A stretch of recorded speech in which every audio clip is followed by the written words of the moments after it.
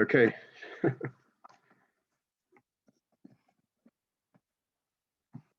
Okay, there are sauce sheets and there's a bit of food at the back you can help yourself to, unless you're at home and go get a coffee or something. And put on the shelf.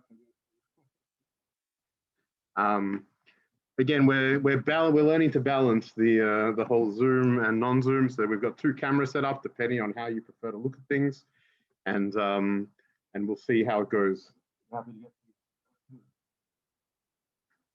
get last one speaking. Okay, so good evening, everybody. Welcome to the resumption of the Bet Midrash Kehillati program live in Steen Court. And just going to say a few words to welcome everybody and then hand over to the main speakers, as it were. So one of the things that we celebrate on Lag Baomer, or celebrate, I should say, commemorate. Somebody's trying to get on, so I'll let them in. Okay. I don't know who to tell them. So one of the things that we commemorate on Lag Baomer, perhaps one of the less well-known things, is that it's the anniversary, it's the yahrzeit of the Ramah, Rav Moshe Isserles, who was one of the most important halachists and sages of Ashkenazi Jewry. So just to tell you a little bit, and then a little idea we can take from the Ramah.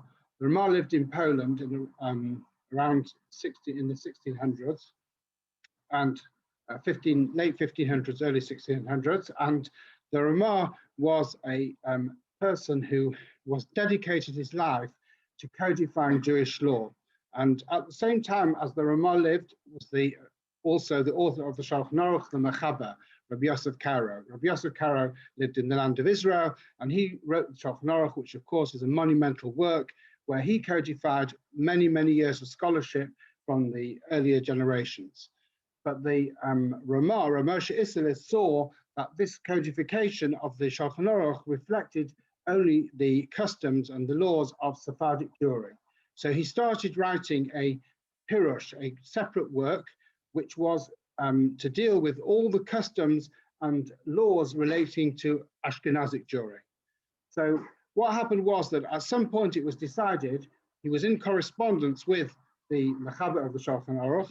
At some point he decided that instead of writing a separate work, what in fact he would do would write a work which was perhaps the first interlinear work that we actually know existed in Jewish history. Now, of course, Art Scroll have made interlinear very famous. So what the Ramah did was he wrote a commentary on the Shulchan Aruch, but the commentary was inserted into the text of the Shulchan Aruch itself. So what we have is the main text. If I've got one here, which I can show you, I'll put this up on the camera. So we have here the main text here. I hope people can see that. And that's the dark block writing, and the small cursive writing in between is the commentary of the Ramah, which is, as I said, the codification of the differences for Ashkenazi Jewry. And just the Shulchan Aruch is called the table, which is laid out, and the Ramah called his commentary the Mappa, which means the tablecloth. That's what it's originally known. Now, anyone who learns Shulchan Aruch just refers to it as the Ramah, but actually it's actually called the Mappa, the tablecloth. And the Ramah was also a person of great and wide scholarship. He studied philosophy and all sorts of different other disciplines, and became known as the Maimonides of Poland. That's how that became, because he had the similar outlook in many ways to the Rambam. And just as they said from the Rambam, Moshe v'ad Moshe lo kom k'Moshe, that from Moshe Rabbeinu nobody came who was like Moshe, Moshe Maimonides. So also it's written on the tombstone of the Ramah, Moshe v'ad Moshe, that means from the Rambam until Moshe Isserles, lo kom k'Moshe, nobody came like Moshe. So this is what we celebrate, we commemorate the anniversary of the Ramah's death, which took place on Lag Baomer. So I'm just going to quote an idea as we restore the active learning into Steen Court, which we're very proud to be able to do together with Mizrahi. So I'm going to quote an idea from the Ramah. The Ramah wrote a pirush on the book of Esther, it's called Mechir Yayin. It's a very, very deep pirush on the book of Esther. And basically what it does is, in Mechir Yayin, what the Ramah does is he takes the whole of the story of the book of Esther in an additional way. In addition to the plain Peshat, he takes it in a metaphorical way, and he understands it to refer to the life of man. The whole thing is the life of man. And he explains how that works. And person's existence on this world is described through the book of Esther. And he takes many of the events that are described in the book of Esther to refer to the challenges of life in different ways. And that's his famous commentary called Mechir Yain. So looking at his commentary on the famous words, Kimu v'kiblu ha-Yehudim, the Jews, we're told at the end of the Megillah, the Jews re-accepted upon themselves the Torah. Kimu v'kiblu aleim, they accepted the Torah upon themselves again. They accepted upon themselves the law of Purim and the customs of Purim. And we know that the rabbis tell us, Kimu masha kiblu kavah, that they'd already received the Torah, they now re-accepted the Torah, etc. So again, the Ramah takes this as referring to something to do with the life of a person. The idea of a life of a person, that things happen in life, we have to re-accept them, we have to restart them, we have to reenact them into our lives. Everything that a Jew is encapsulated into the narrative of the book of Esther. So Kimu v'kiblu ha-Yehudim aleim. So I'm going to use that and say, this is what we're doing tonight. Kimu v'kiblu ha-Yehudim aleim v'al zaron. We're kimu masha kiblu kavah. We've had this program here. Before this program, we've had many years of learning in this base of Midrash. And for a year and 2 months, it all went quiet. It was very quiet. There was a few people in the building for a long time, until July, between March and July. And we started, and we've had certain things going on, and many tefillahs have been going on, and then we closed again, and we've reopened again. And now, Kimu Masha Kiblu Kavah. We're now re-establishing what we had here over all the years, which is serious Torah learning, with inviting people to come and learn with us. COVID safe, but we're still here. We're here, and we're on the programs on again, and therefore, using the next words of the Megillah, what's happened in the last year and a half and so, is none of us will ever forget what's happened in the last time that we've been locked down and we've been shut out and so forth. But it carries on and says,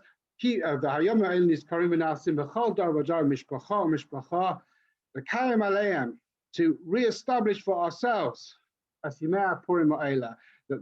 this idea from the Megillah should be mekuyim, should be re-established and re-fulfilled, and we should restore the learning, the serious Torah learning, which goes on in the space of Midrash, together with all the other programs and ideas, which in Mitzvah Hashem over the next few months, all being well, please God, we will get together and back again. So welcome everybody back, and now over to Rabbi Ari.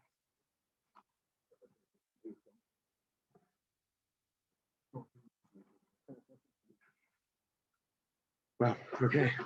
It's so nice to be back in a real Bet Midrash, in a real place of like Limud HaTorah, Chavurat HaTorah.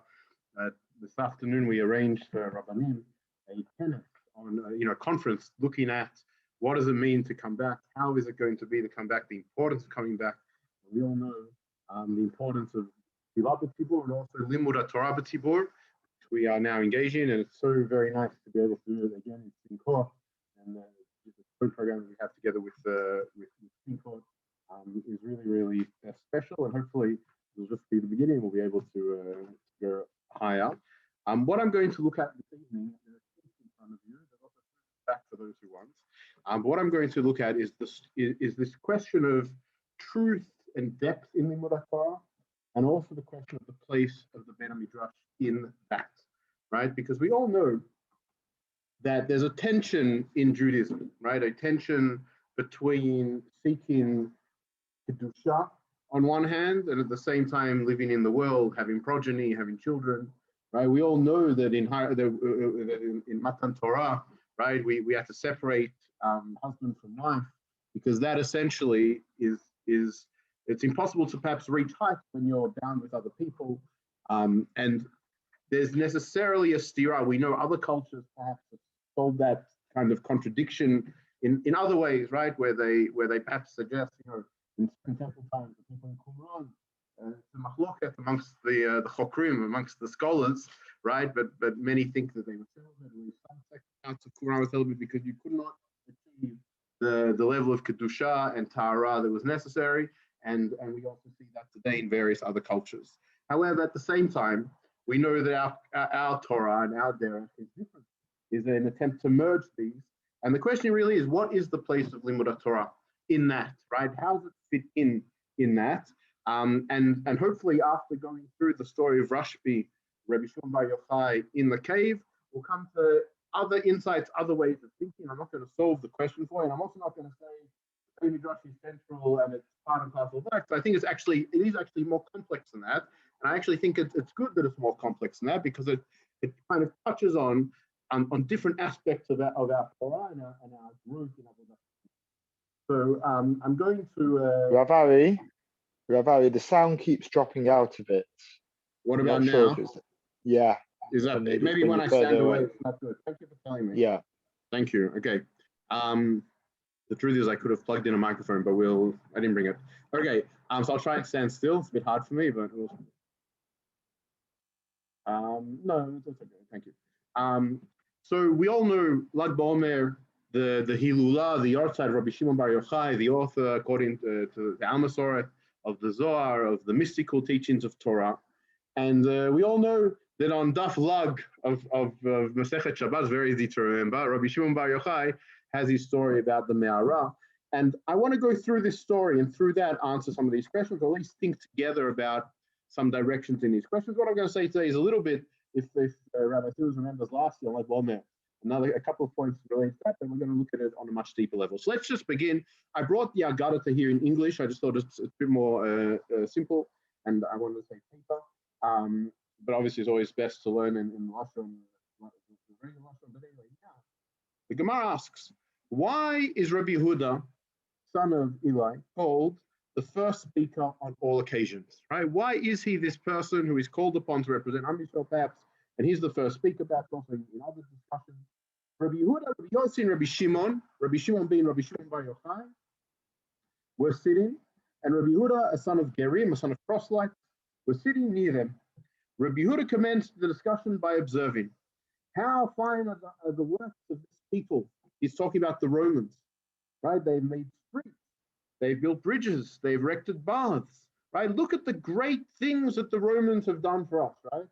And people who are aware of popular culture know the famous scene, Life of Brian, right? But the scene, Life of Brian, touches actually on a very deep question, right? What do we do with people who are oppressing us? Sorry, with people who are who build great things, who in many respects the definition of so-called cultured society, but at the same time have negative parts to their culture. What do we do? And so Rabbi Yehuda says, how good, look what they do. Look at what they do. They build all these great things, right? By the way, and this is, by the way, an answer to the question, why isn't the first speaker in every place, right? Because of how he answers, because of how he deals with how he views the Romans, and as we all know, diplomacy is required in many situations. So let's keep on going. Rabbi Shimon Bar Yochai answered and said, Rabbi Shimon, all that they made for themselves. Everything they did for themselves. They built marketplaces to sell harlots, baths to rejuvenate themselves, bridges to levy tolls for them. Right? So what do the Romans do? They have these great things. We can see the so-called culture that they build, the civilization that they build. But tachlis, whatever they're doing for their own purposes, and they're doing perhaps the immoral reasons. Now Yehuda, the son of proselytes, went and related their talk, right? He went to tell the government, to reach the government. They decreed Yehuda, who exalted, shall be exalted. Rabbi Yehuda, who spoke highly of the Romans, shall be raised up, right? Rabbi Yossi, who was silent, shall be exiled, Sipori, right? We all know the Romans were tyrants in many regards. Shimon, who censured, let him be executed.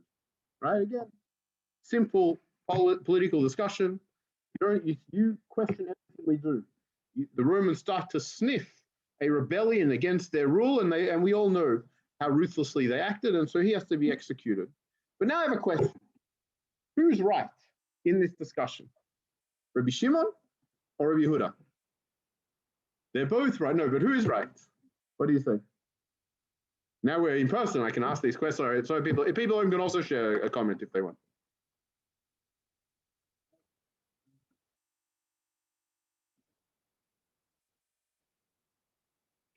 Rabbi Yehuda is the first speaker on all occasions because he said the right thing. You could read the Gemara though as saying that Rabbi Yehuda For some reason. It worked last night, I'm sorry. But we're just getting a microphone. But Rabbi Yehuda was the first speaker, but does that mean he's wrong, he's right about the Romans, or he just knows how to talk to the Romans? Right? The question I have is, do the Romans build good things in the world? They build bridges, right? They build bridges, right? But the question is, are they good things? Are they great things? And Rabbi Shimon Bar Yochai felt they weren't great things. To answer my question a little bit more, we're going to turn, sorry, I forgot to share the screen with people at home. This is going to be a learning process, I apologize, right? We're going to turn, if you turn the page over, source number 2 is from Masechet Avodah Zarah. And there's a whole discussion about what's going to happen at the end of days when all the nations are going to come before HaKadosh Baruch Hu. And one of those nations is the Romans. Amar Lam HaKadosh Baruch Hu. HaKadosh Baruch Hu says to them, there should be enough. I printed 12 copies, I think.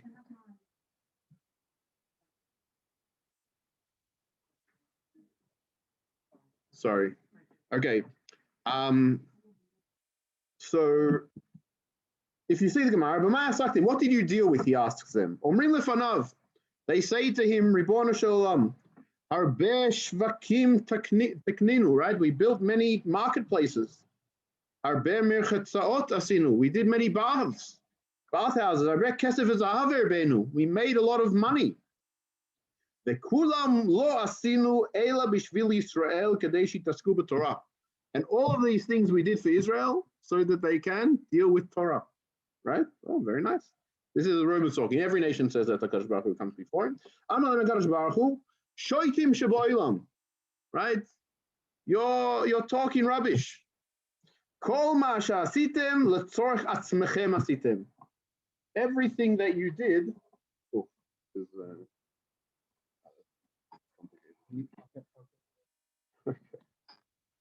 we're working on it. Kol ma she'asitem letzorchechem asitem. You did it for your own gains. Dikantem shvakim loshiv be'en zonot. You set up marketplaces to place harlots in there. Mirchatzaot, bathhouses, la'aden be'em atzmechem, to make yourselves look nicer. Kesef v'zahav shelihu, and gold and silver belongs to me, right? And then he miyad yatzu b'pachei nefesh, right? He gets rid of them, right? So who's right? Rabbi Shimon or Rabbi Yehuda? Rabbi Shimon's right. Rabbi Shimon's right. The way that the Gemara in Avodah Zarah explains is that the way the Gemara in Avodah Zarah explains is that Rabbi Shimon is right, and therefore it would seem that Rabbi Yehuda is not right. So what's going on? And I'm asking this question now because as we progress, we're going to analyze the story a little bit more detail, but there's something to keep in mind.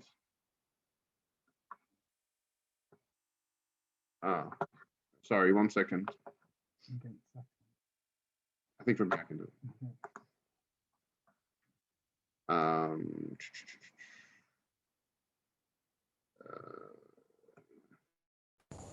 Is this better in terms of sound?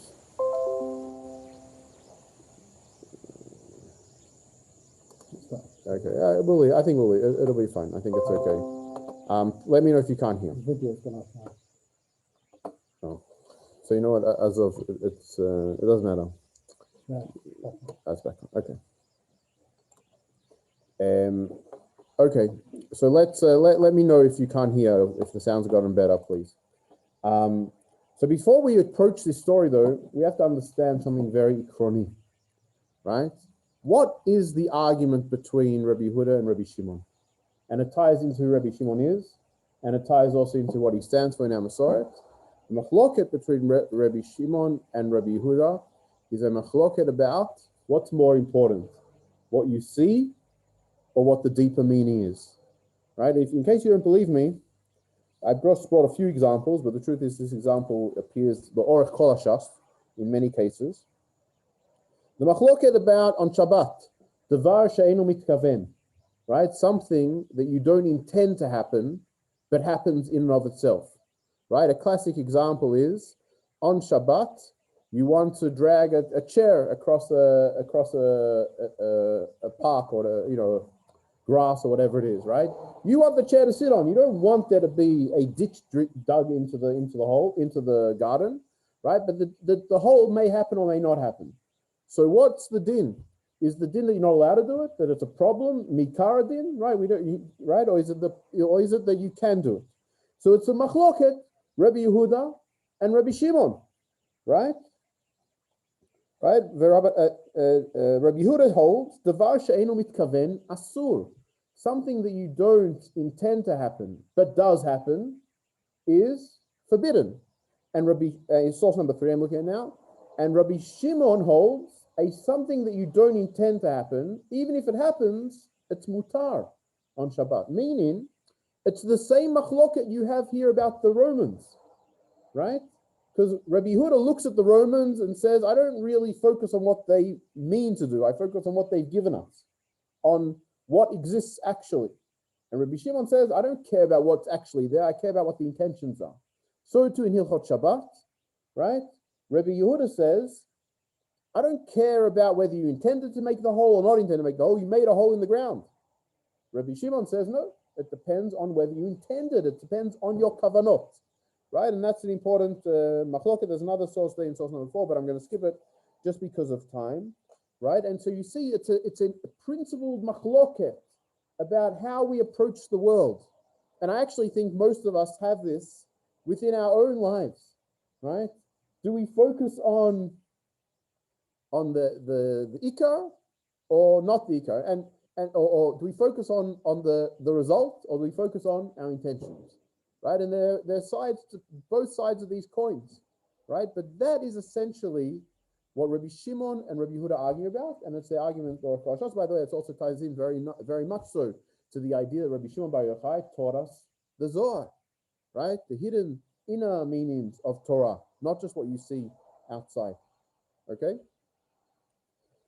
But let's keep reading, because the story carries on, and the carry through the story is most important here.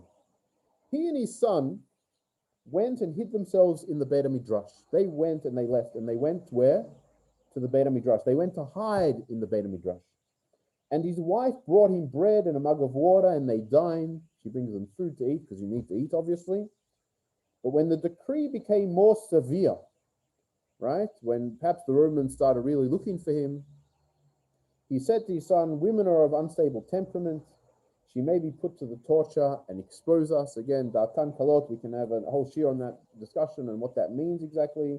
Needless to say, it's understandable that he's also concerned for his wife and also concerned for her being tortured and also giving them away. So what happens after the decree? They went and hid in a cave, the famous cave. A miracle occurred, and a carob tree and a water well were created for them. They would strip their garments and sit up to their necks in sand the whole day. They studied. When it was time for prayers, they robed, they covered themselves, they prayed, and then they put off their garments again so that they should not wear out. Thus they dwelt 12 years in the cave. So let's just think about, before we go on, what's happened here. Let's just think about what's happened. Rabbi Shimon encounters civilization, encounters culture, and says, what you claim to have done, when you look at it, is irrelevant, because what you really mean to do is to do things that are immoral, and therefore I'll have none of it. And I know what the price is going to be, but I'm dedicated to talking about what I believe to be true. And because of that, he's forced to flee society. The first place Rabbi Shimon goes to flee society, so to speak, is the Bet Midrash. And what happens in the Bet Midrash? Obviously, they learn. It doesn't say they learn actually in the Gadol, but I guess that's the assumption. And his wife, they're kind of removed from society to such a point that his wife brings them food, right? Which is, it's someone bringing food to this kind of extraterritorial outside of society. And the food's very simple. It says water and bread, and they dine. But then they have to flee even more from society. And they go to a cave, right? Where else to flee society? And in many cases, the cave of Rashbi is idyllic, if you know what I mean. They get to learn all day long. right? They're so removed from society, they don't even need garments, right? Well, they do need garments to daven, and right? But they didn't want to wear them out, so they sit up to their head, their neck in sand, and they learn. There's a miracle. Where do they get their food from? From a carob tree and a water well that comes. And so what they've essentially done is, or one way of reading the transition of Rabbi Shimon Bar Yochai, is that he's forced to leave society be'emet because of his positions. He's forced to flee to the Me'ara. He first goes to Bet Midrash, and then he has to go even more away, even away from his wife. Again, this kind of sense of asceticism, this searching for this idyllic existence which can't be had in society, is part of what we see going on here. If you look on the next page, at the bottom, I've made like a little diagram. The first stage is civilization. There are markets, there are bridges, there are baths. And we can disagree about whether those are good or bad.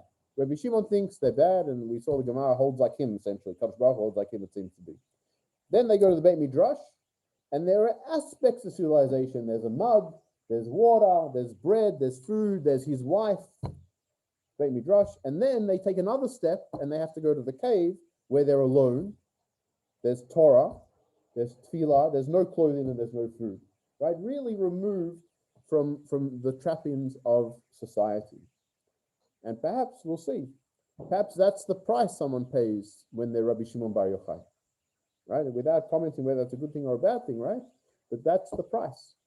And perhaps Tov Shekach. But let's see what happens. Let's see how the Gemara explains it. So keep that whole thing in mind, because when we have a discussion later, the Bet Midrash is the mid place between society and between the cave, right? Okay. So when it was time for prayers, they robed, covered themselves, prayed, and then put off their garments again so that they should not wear out. Thus they dwelt 12 years in the cave. Sorry, I'll just scroll up again for the people at home. Then Elijah came, Eliyahu, right? The kind of Kol Nevuah, and stood at the entrance to the cave and exclaimed, "Who will inform the son of Yochai that the emperor is dead and his decree annulled?" Right? So Eliyahu, whenever he comes and says, "It's time to come out," right? But interestingly, just if you think about this sense of them being removed from society, there's no one there in contact with the entire time. Even Eliyahu doesn't really speak to them. Eliyahu kind of says, by the by, who's going to tell them? They're so far removed, right? Imagine just this picture of them sitting in a cave up to their necks in sand, learning Torah all day, right? So again, I don't know how people in England think. Maybe Israelis like dirt more, camping, whatever it is, but there's something very, very nice about that picture, right? This kind of real existence of just all like malachim almost, right? Malachim. So they emerged. So they decide to come out of the cave. Okay. Seeing a man plowing and sowing, things of this world, things that are necessary for food, they exclaim, they forsake life eternal and engage in life temporal. What do they start saying? What are you doing? Why are you working? You're forsaking Torah. You're taking eternal life. Because they had a miracle. They didn't have to work. They didn't have to. Whatever they cast their eyes upon was immediately burnt up. Meaning, wherever they looked, they took it apart.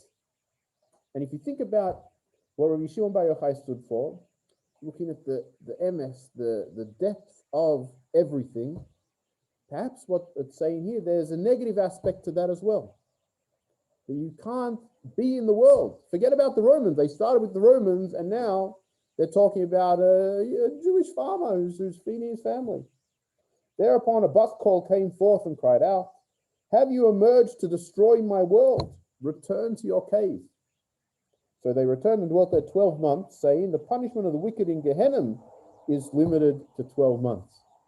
So one way of reading this is to suggest that, yes, there is a negative side to this, or they went too far. Kadosh Baruch Hu doesn't want them to rise to such spiritual heights in order to destroy the world. That's not the purpose of Torah.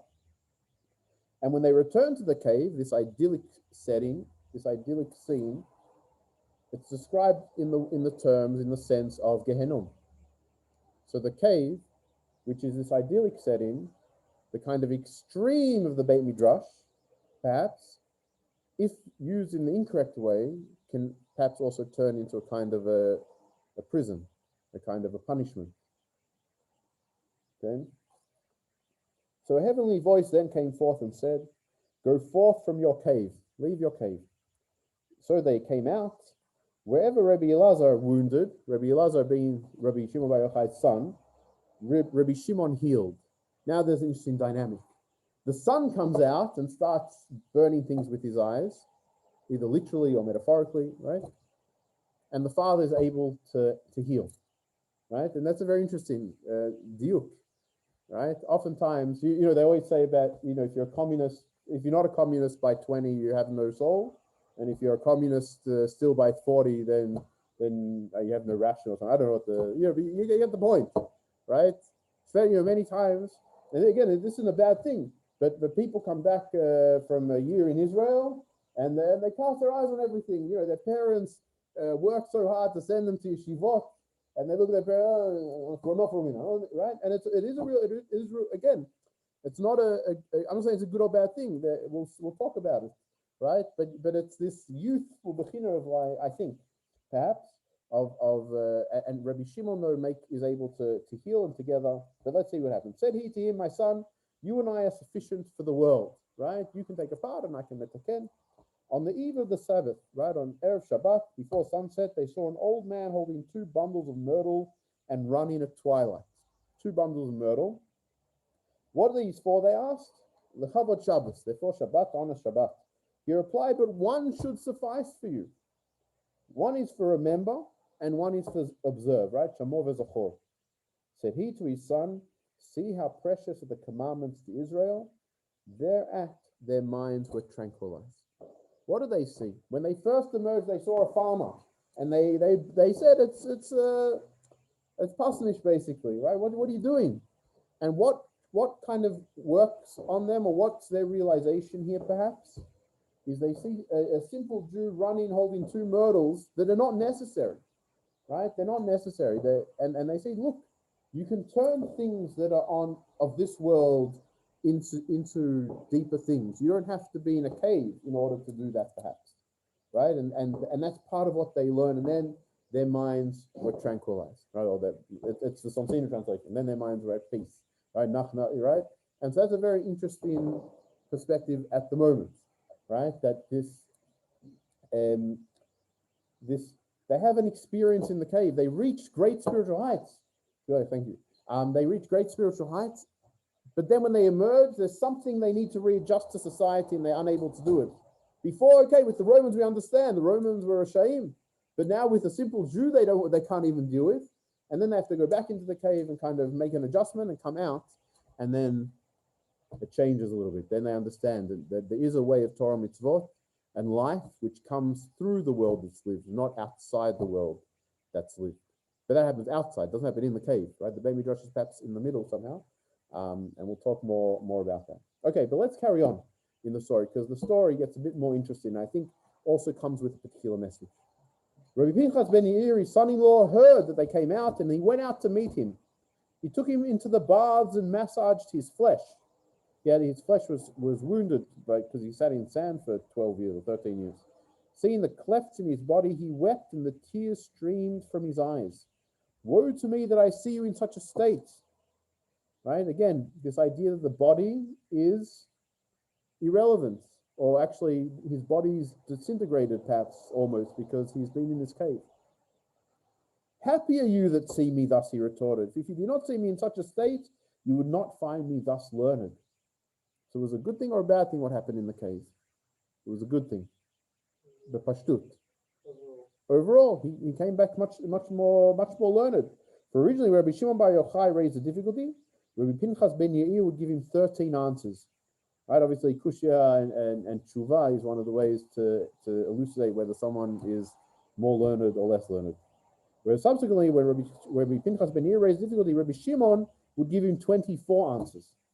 Okay? So it's a good thing. But now I have a question. I highlighted this in the text. Where did this conversation take place? In the bathhouse. The same bathhouse that the Romans built, perhaps. Interesting, no? That perhaps there's a way even for Rabbi Shimon to use the bathhouses to help his own body kind of reintegrate into society. Interesting. Perhaps it's part of the development of what's going on with Rabbi Shimon. He's learned, perhaps, right? And when I say learned, obviously I'm not talking, Rabbi Shimon didn't have to learn in the sense that we have to learn things, right? But he's come to a realization, perhaps, a process, or at least that's what Chazal want us to understand, right? That there are things in society that are good, even if they belong to the Romans, even if initially deep down, and even we know they're bad. Since the miracles occurred, said he, let me go and amend something, letaken something. For it is written, Jacob came whole to Shechem, right? He came shalem, which Rav interpreted bodily whole, financially whole, and whole in his learning. And he was gracious to the city. Rav said he instituted coinage for them. Shmuel said he instituted markets for them. Rabbi Yochanan said he instituted baths for them. Interesting, no? What are the three things the machloket over what was instituted for them? Coinage, markets, and baths. Right? So what's the text trying to tell us? Is it trying to tell us that what Romans do is good? No, I don't think so, because we already saw it's not good. What I think it's trying to say is, who's metaken these things? Yaakov. Yaakov, when he comes back shalem from his sojourn outside of Eretz Yisrael, is able to institute these things, and that's when it's a good thing. It's l'shem shamayim be'emet. It is possible in this world to do things l'shem shamayim, even if and that was part of their process. Rabbi Shimon bar Yochai and his son, they were in the cave, and when they came out of the cave, they couldn't understand even the basic process of someone working for a living. But then they came and they realized there were ways to do that. There were ways to be in this world through mitzvot, even through baths, through coinage, etc.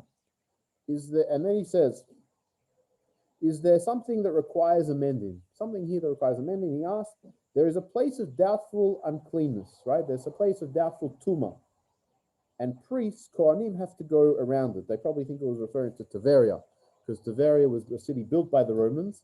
By the way, if my wife's listening, but she always gets upset when I think I mentioned this on my shiurim a few weeks ago. She always gets very upset because I also spend time in academia, sometimes writing.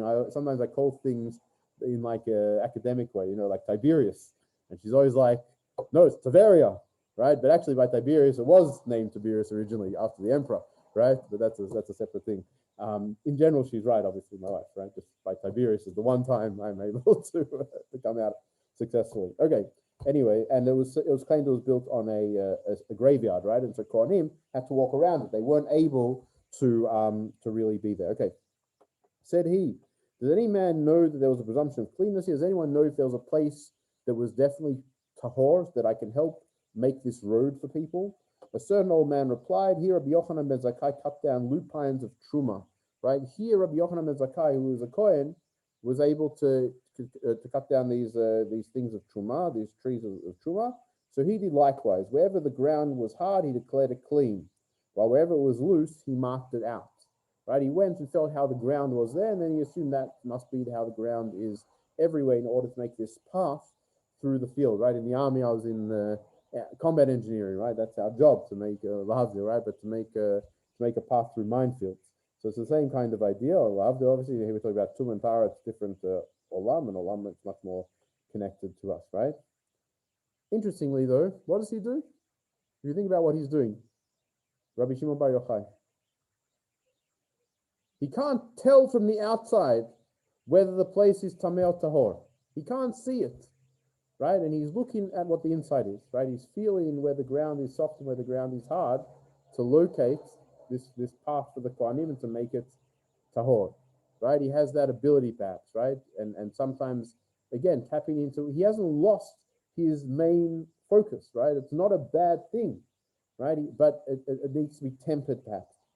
And then said a certain old man, right, in the Gemara, oftentimes there's an old man. The son of Yochai has purified a cemetery. And he's gone around the cemetery and made it pure. Why is it so ridiculous for this old man, perhaps? Because he's Rabbi Shimon bar Yochai. This is the person for whom Tum and Tara was so important. This is the person for whom truth was so important, depth was so important. But what it perhaps suggests is Rabbi Shimon Bar Yochai is different than he used to be. Not in his essence. His essence still appreciates the kavanah, right? The internal section, but he's learned perhaps how to navigate literally through a path in the world, if that's how you understand the Agarata here and you accept what I'm saying. Said he, had you not been with us, even if you had been with us but did not vote, you might have said well. So Rabbi Shimon Bar Yochai says, arguing with him, if you're going to say this, you can't say this now, you have to say this earlier. But now that you were with us and voted with us, but you were here and you saw what I was doing, and now you're coming to say this, it will be said, even whores paint one another. How much more so scholars? Even it's a terrible comparison, right? But even prostitutes help each other to get dressed and put on makeup. Certainly scholars should help each other. Why are you challenging me like this in front of everyone? He cast his eye upon him and he died. Again, the eyes, knocking people out.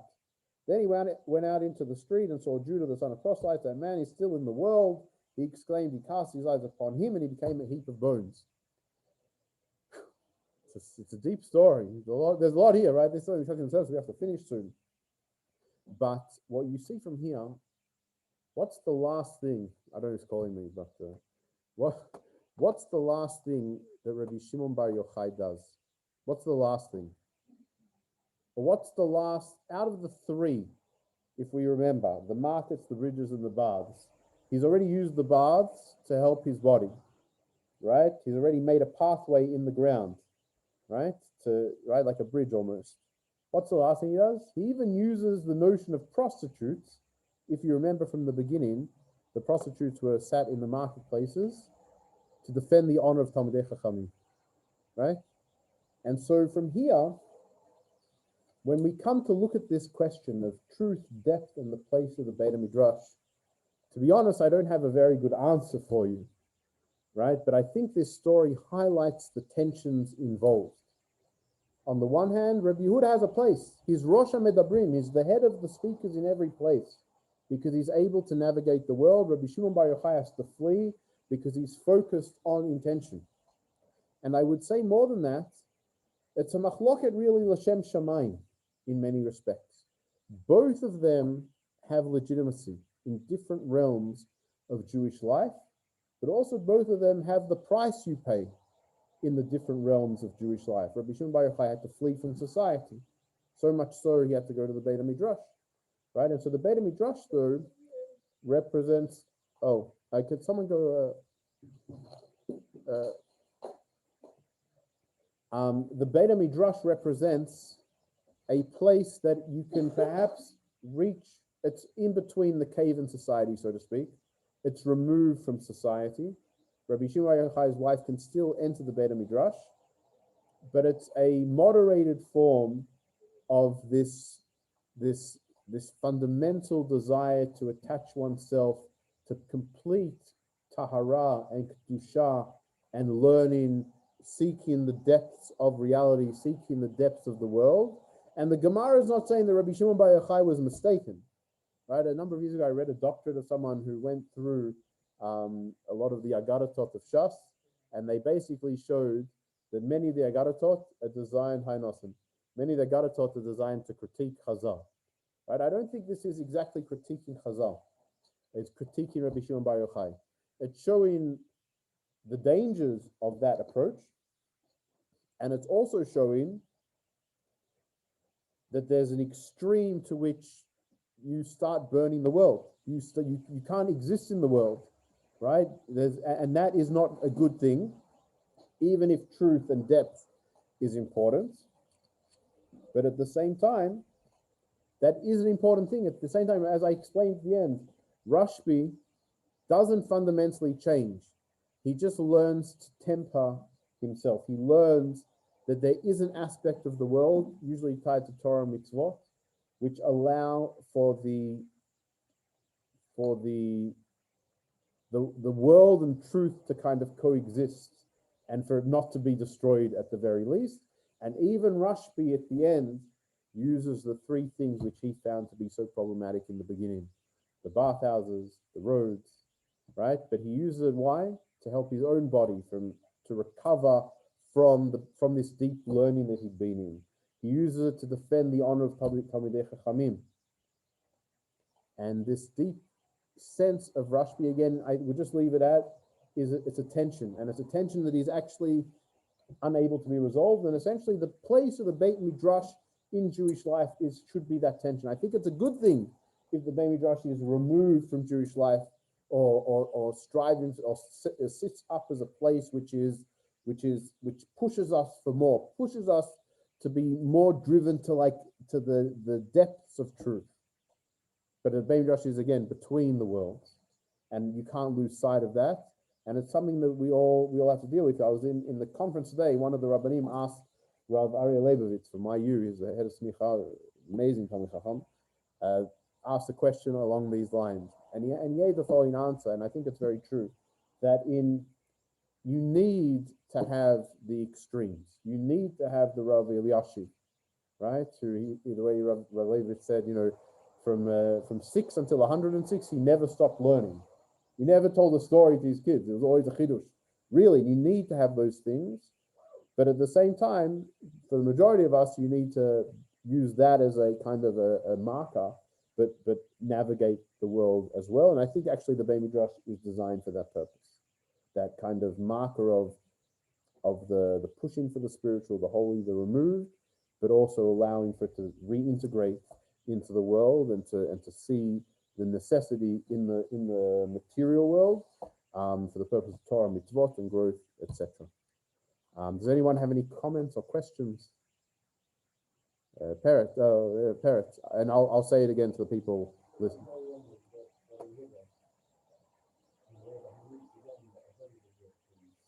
It's Rabbi Yehuda ben Gerim, right? It's the other Rabbi Yehuda.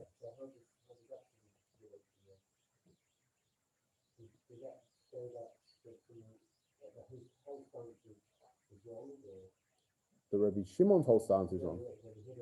No, so Rabbi Yehuda's son Ben Gerim is not the same Rabbi Yehuda in the Gemara. There are 4 people. There's Rabbi Yehuda Bar Ilai, there's Rabbi Yossi, there's Rabbi Shimon, and there's Rabbi Yehuda ben Gerim, who's someone else. And he went and told the Romans. So because of that, he's the cause of all the issues, right? And that's also a question, right?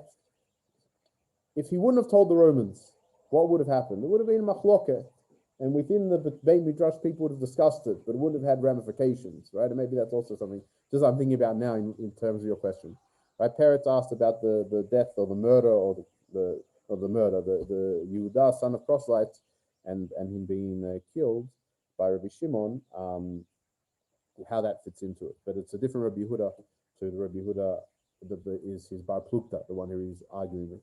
You want to say something, Aaron? Yeah, I wanted to ask, the point I'm struggling with this verse is that you're saying that Rabbi Silbermann is going quite effectively went to live out his belief, right, in the cave. But under duress, if the Romans hadn't tried to seek him out, he would have continued part of society. Yes. So does that pose a problem for you, perhaps? No, I don't think so. Because I think the purpose of the Agadata here is to flesh out this point, if that makes sense, right? The asceticism versus this life, right? And that's why it's coming to it. I'm not bothered by that question about if he wouldn't have gone, then he would have lived out his life normally, meaning, right? And because I do think that it comes out in other aspects of his life, his other shita, right? And that's just how he lived, right? That's why he was even willing to speak against the Romans. Right, that conversation was not meant to be for the Romans. It was meant to, but he knew, right, and he did it because it was so important. Like he was truth. So not that Rabbi Yehuda wasn't, but he was true to his own truth. I think. Right. That makes sense. I don't think it affects it so much in terms of how we read the story. Read what it's trying to tell us. I see. Right. So if I understand correctly, is that we look at all these different avenues, all these different incidents in his life. Yes, it might not have been his decision to assume, but we can see the kind of person he is. In that sense. That will play out in whatever scenario. Yeah, yes, I think so. I think we see that in other scenarios as well. Yeah. Great. Thank you so much to everyone for joining. It was really nice to be back in the Bet Midrash. See people. So I was saying to some Rabbanim today that this conference that actually for the learners, I'm not sure it does make a difference, right? But but for the educators, it makes a big difference to be able to see people and kind of interact a little bit. And I'm sorry for the people at home. Hope it was okay. But thank you so much for this coming for this event. For those that are here for Tzurva, we'll do the Tzurva Shiur in the Bet Midrash over there. If everyone, firstly, you can take some of the food and stuff and eat it, not in the cave, just in real life. And also if you can take the spritzer and just kind of wipe down where you sat, that will be it. Thank you so much for joining. So nice to see everyone, and hopefully we'll go further in the learning from here on in. Thank you to everyone for at home. You can obviously stay for the men's Tzurva Shiur, which will begin shortly.